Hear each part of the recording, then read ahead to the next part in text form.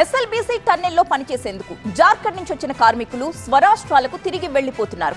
7-8 ఏళ్లుగా ఇక్కడే పనిచేసిన కార్మికులు టన్నెల్లో ఘటన జరిగిన తరువాత తీవ్ర భయాందోళనకు గురై తమతో పాటు తెచ్చుకున్న సామాగ్రి మొత్తం వెంటబట్టుకుని స్వస్థలాలకు తిరిగి వెళ్లిపోతున్న దృశ్యాలు ప్రస్తుతం మనం టీవీ9 స్క్రీన్ పై చూస్తున్నాం. ఘటన తరువాత తమను ఎవ్వరూ పట్టించుకోవట్లేదంటూ తీవ్ర ఆవేదన వ్యక్తం చేస్తూ వారి వారి స్వగ్రామాలకు తరలి వెళ్లిపోతున్న కార్మికుల దృశ్యాలు. కొన్నాళ్లు గడిచిన తరువాత తిరిగి రావాలా లేదా అనేది అప్పుడు ఆలోచిస్తామని అంటున్నారు. దోమలపెంట దగ్గర ప్రెజెంట్ సిచ్యువేషన్ అందించడానికి మా కరెస్పాండెంట్ శివకుమార్ సిద్ధంగా ఉన్నారు.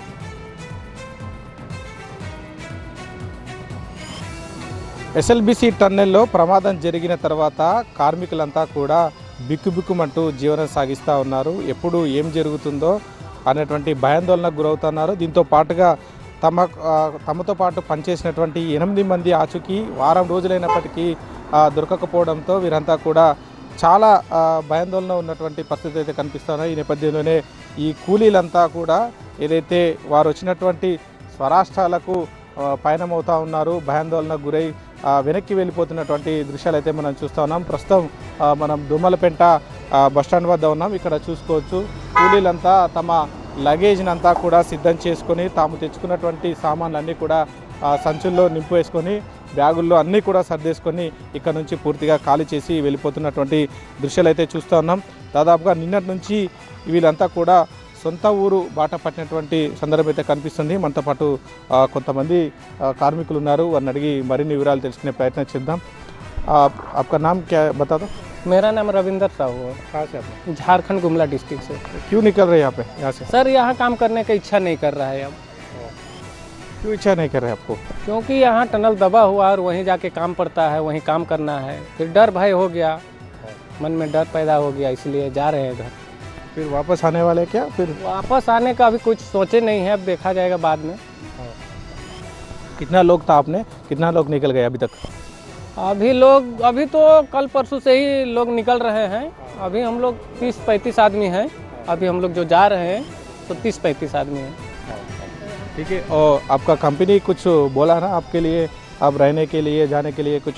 नहीं, अभी रहने जाने के लिए कुछ बोले नहीं है कंपनी अभी वैसा कोई बात नहीं किया हुआ है. अब देखिए क्या करते हैं, कंपनी बुलाएंगे तो देखा जाएगा, बाद में सोचेंगे. ठीक है. अब बोला था पहले जाने के समय में? अभी तो जाने के समय में कुछ बोले नहीं हैं सर लोग को, बस अपने मर्जी से जा रहे हैं, अपने मन से जा रहे हैं. हमारे पास कोई साहब नहीं आया, कोई देखने के लिए भी नहीं आ रहा है, कोई क्या कर रहा है क्या नहीं कर रहा है लेबर का, कुछ कोई पूछने के लिए भी नहीं आ रहा है. तो हम क्या करेंगे यहाँ रह के? हम जा रहे हैं अपना, जैसे डर भय हो गया हम लोग का. अपना पैसा घर में 3 महीना से सैलरी भी नहीं दिया, तो अपना घर से पैसा मंगा के जा रहे हैं घर. ठीक है. మొత్తంగా చూస్తే మాత్రం గడిచిన 3 నెలల నుంచి కూడా ఇక్కడ తమకు శాలరీలు అనేది అందడం లేదు అనేటువంటి అంశాన్ని అయితే చెప్తా ఉన్నారు. ఈ నేపథ్యంలోనే ఘటన జరిగిన తర్వాత తమను పట్టించుకునేటువంటి వారు కూడా లేనటువంటి అంశాన్ని చెప్తా ఉన్నారు. దీంతో తమకు ఇక్కడ ఉండాలంటే ఇబ్బందులు ఎదురవుతున్నటువంటి అంశాన్ని అయితే చెప్తున్నారు. ఘటన జరిగి వారం రోజులు గడుస్తున్నప్పటికీ కూడా తమ వారి ఆచూకీ మాత్రం ఇప్పటివరకు లభించలేదు. ఈ నేపథ్యంలోనే ఘటన తర్వాత తమందరం కూడా భయాందోళనకు గురవుతున్నాము.